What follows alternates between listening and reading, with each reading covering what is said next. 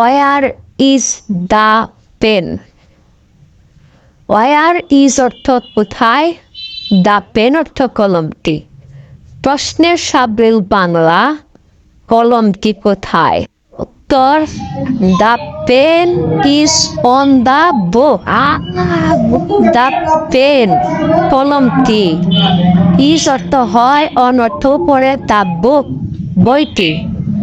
উত্তরের সাবলীল বাংলা, কলমটি বইটির উপরে।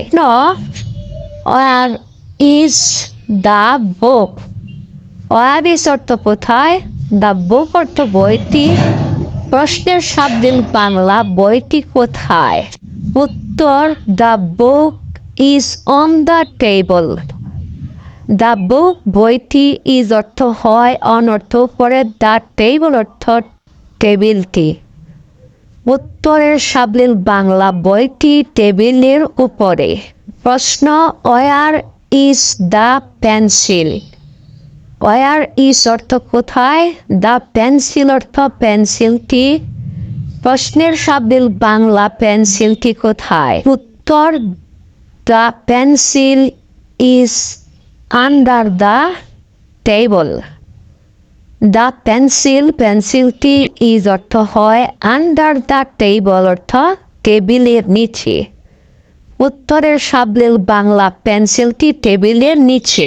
This is not Mr Rafiq, but this is Mrs Karim. ইনি মিস্টার রফিক নন, ইনি Mrs Karim.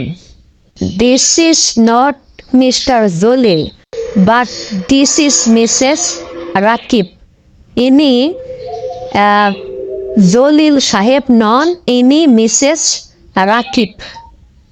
This is not Mr Jalil, but this is Mrs Jalil. ইনি মিস্টার জলিল নন, ইনি মিসেস জলিল।